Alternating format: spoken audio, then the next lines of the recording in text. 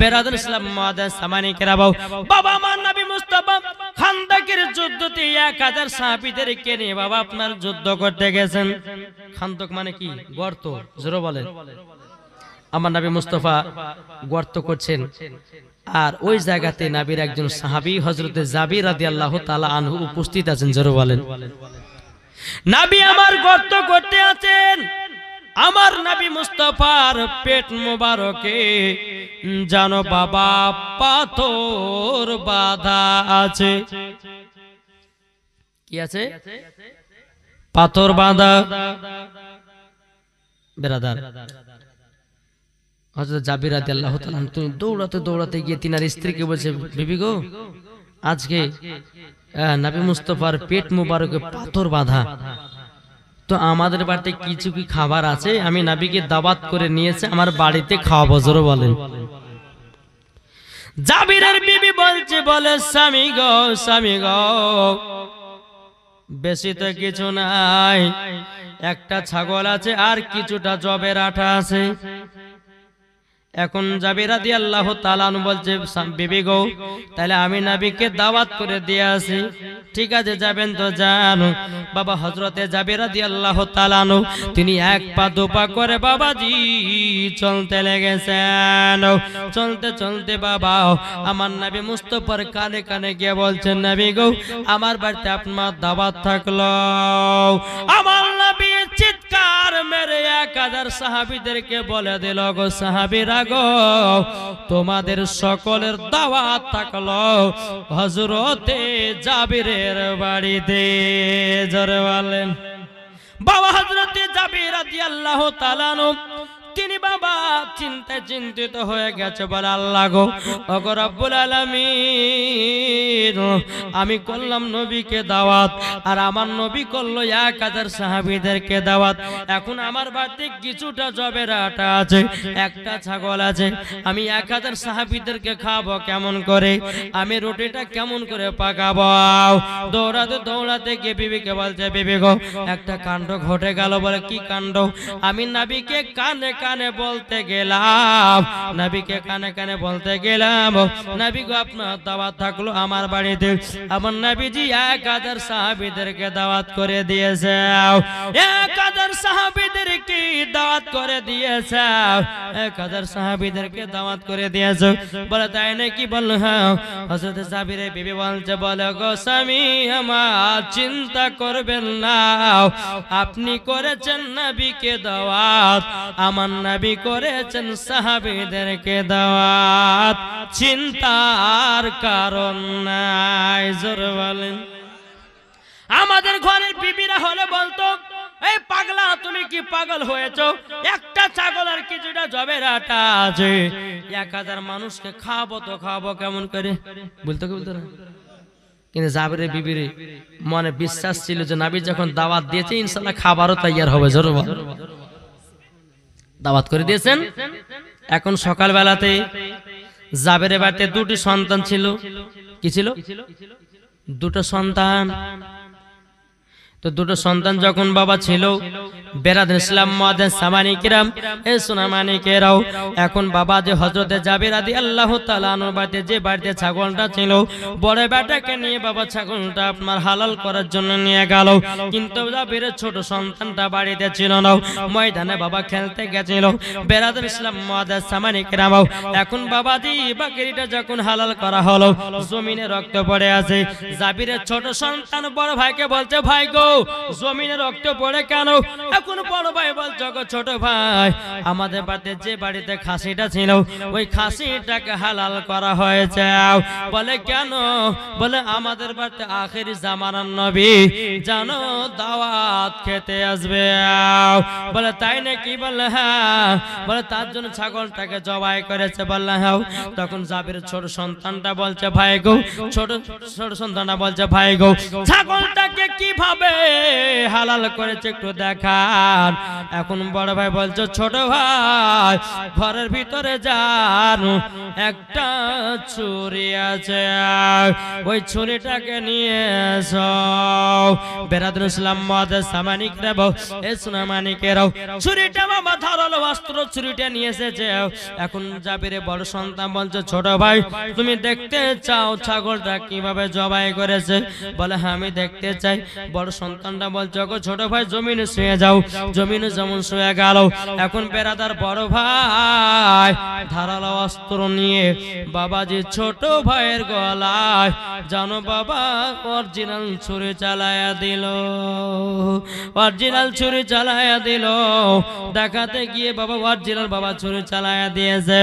এখন জাবিরের বড় সন্তান মনে মনে চিন্তা করছে আল্লাহ গো আমি তো নিজের হাতে বেটা আমার ভাইকে আমি জবাই করে দিলাম, আব্বা তো মনে হয় আমাকে মনে হয় আর বাঁচিয়ে রাখবে না, আমিও বাঁচবো না। জাবিরের বড় সন্তান উঁচু জায়গাতে গিয়া লাফ মেরে জাবিরের দুই সন্তান যেন বিদায় নিল। সকলে বলুন ইন্না লিল্লাহি ওয়া ইন্না ইলাইহি রাজিউন। বাবাজি দুই সন্তান ইন্তেকাল করলো। এখন জাবিরের ভেবে দুই চোখের পানি ঝরা কান্না করে আল্লাহ গো আজকে আমাদের বাড়িতে খুশির দিনে আমার দুই বেটা মারা গেল, দুই বেটা বিদায় নিয়ে গেল। এখন জাবির বলছে বিবি গো তুমি কান্নাকাটি করো না, যদি কান্নাকাটি করো আমার নবী মুস্তাফা বুঝে যাবে, আর আমার নবী যদি বুঝে যায় বাড়িতে দাওয়াত খাবে না। আল্লাহ বলছে বলে ওরে জাবির তুই কি বোঝাবি আমার নবী আগে থেকে জানে।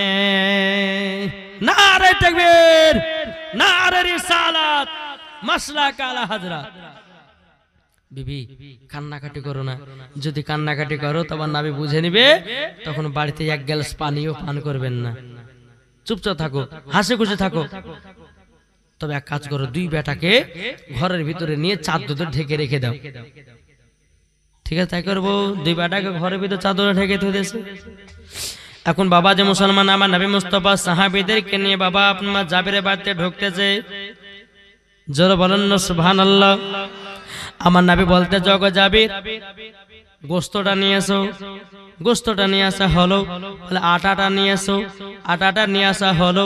আমার নবীর সম্মুখে রেখেছেন, রাখার পরে আমার নবী যে থুতু মুবারক নিয়ে বাবা গোস্তে আপনার মাখিয়ে দিল, আপনার রুটিটা মাখিয়ে দিল। এ জাবির যাও তোমার বিবিকে রুটি পাকাতে বলো, গোস্তটাও রান্না করতে বলো।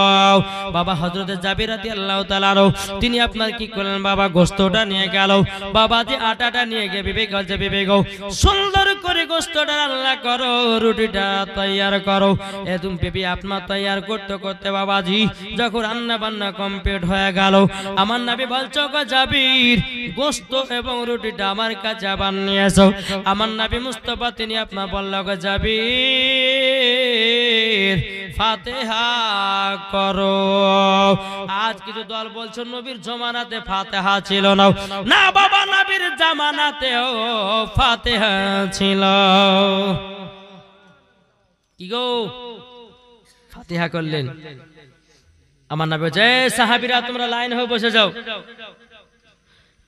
সবাই বসে গেছে, 1000 সাহাবী এখানে জি বসে গেছেন।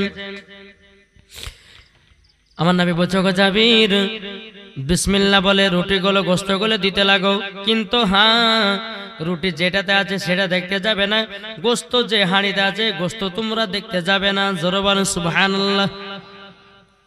এখন খাবার শুরু করে দিয়েছে বাবা।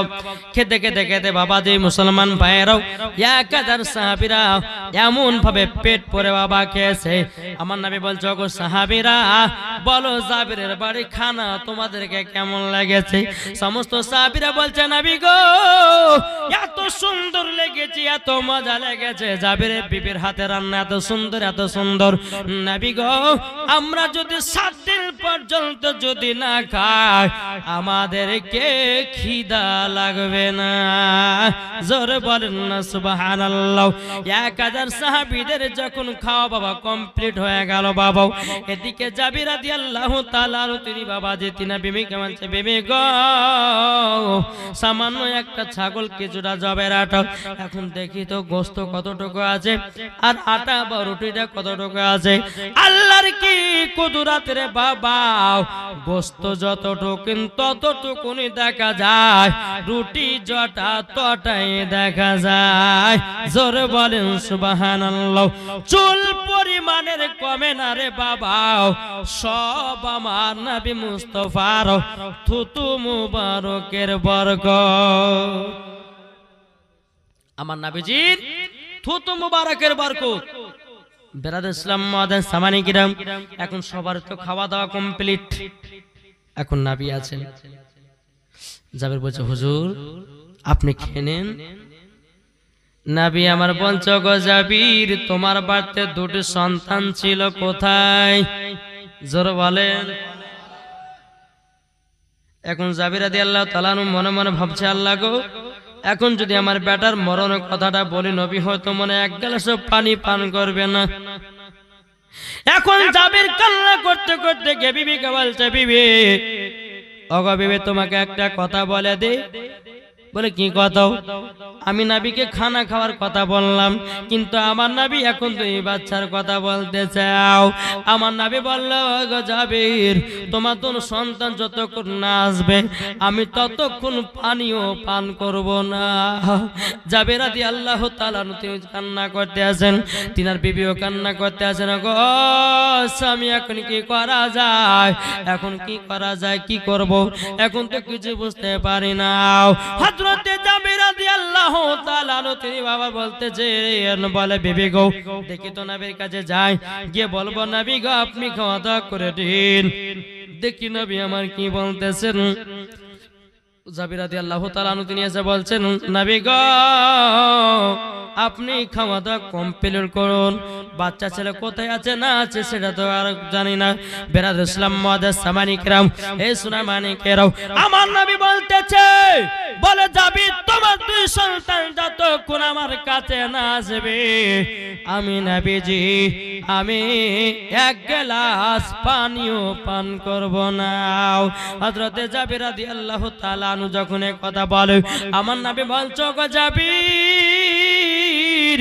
তোমার দোনো সন্তান দুনিয়া থেকে বিদায় নিয়েছে। ও জাবির কেন বলো না? নবী গো আপনি আমার বাড়িতে দাওয়াত খেতে এসেছেন, এখন আমার বেটার মরণের কথা যদি বলি আপনি তো আমার বাড়িতে পানি পান করবেন না, আর তার জন্য আমার বেটার মরণের কথা বলি নাই। তখন আমার নবী বলছো, গো জাবির ঘরের ভিতরে যাও, যেই ঘরের ভিতরে তোমার বেটা দুটোকে শুয়ে রেখেছো, চাদরে ঢেকে রেখেছো, ওই ঘরের ভিতরে যাও, যাওয়ার পরে বলো, বলো গো জাবিরের দুই সন্তান তোমরা উঠে যাও, তোমাদের সঙ্গে নবীজি খানা খাবে। জোরে বলেন।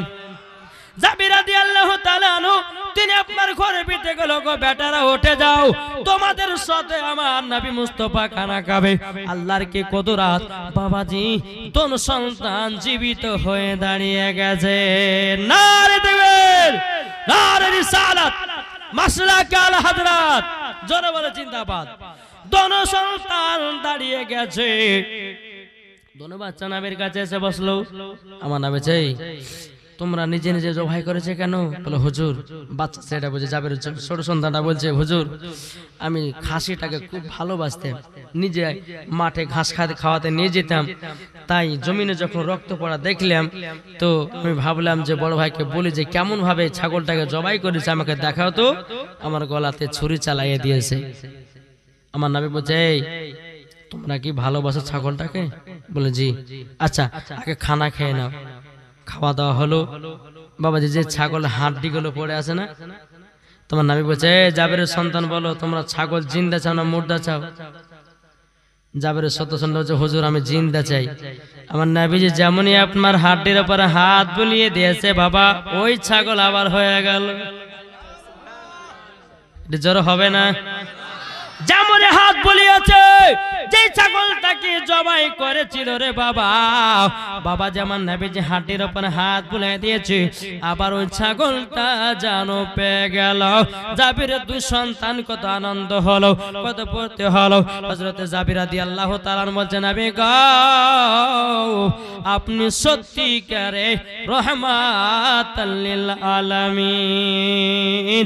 জোরে বলেন না সুবহানাল্লাহ।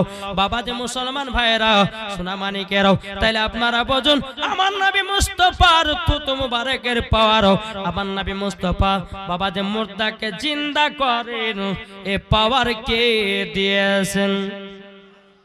কে? আল্লাহ দিয়েছেন বাবা, আল্লাহ দিয়েছেন। তাইলে বাবা যে মুসলমান ভাইরাও, তাইলে আমরা কোন সন্দেহ করব না।